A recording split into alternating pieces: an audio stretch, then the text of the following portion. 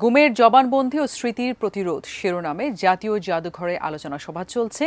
অনুষ্ঠানে এই মুহূর্তে কথা বলছেন আয়নাঘর থেকে মুক্তি পাওয়া মাইকেল চাকমা। আমরা সেখানে সরাসরি যুক্ত হচ্ছি এবং সেখানে আছে আমাদের সহকর্মী সাজেদা সুইটি। অনেকেই অবাক ছিলেন, সত্যিকার অর্থে আমাদের দেশে এরকম একটা জঘন্য বন্দিশালার অস্তিত্ব কি সত্যি রয়েছে? আমি বলবো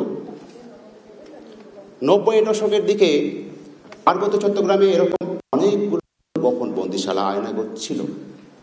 তাকে আমরা আজকে আয়নাঘর নামে চিনছি।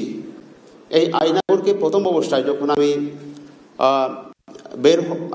যখন বের হই, প্রথমে আমি আয়নাঘর যখন আমাকে অনেকেই বলেছিল, কিন্তু আমি আয়নাঘর নাম শুনে আমি অবাক হয়েছিলাম।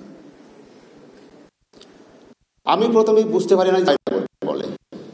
আমি প্রশ্ন করেছিলাম এই আয়নাঘর জিনিসটা কি। তার আমাকে বলা হলো এটা প্রতীকী অর্থে আয়নাঘর বলা হয়, যেখানে আপনাকে রাখা হয়েছিল। পরে আমি আয়নাঘরের বাকি ইতিহাসটা আমি জানলাম। ঠিক সেরকম আয়নাঘর পার্বত্য চট্টগ্রামের ইতিহাসে আমরা দেখেছি,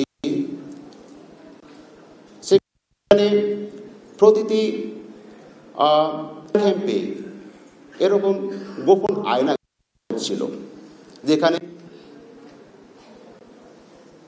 সেই 90-এর দশকের দিকে লোককে তুলে নিয়ে যতদিন ইচ্ছা ততদিন সেখানে রাখা হতো এবং খুব অমানবিক অবস্থায় গর্তের ভিতরে, মাটির ভিতরে গর্ত করে সেখানে তাদেরকে বন্দি রাখা হতো।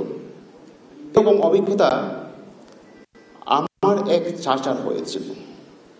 উনি প্রায় 1.5 মাস ধরে সেরকমটা বন্দিশালায়, খুব সম্ভবত সময়টা 1984 অথবা 85 সালের দিকে হবে,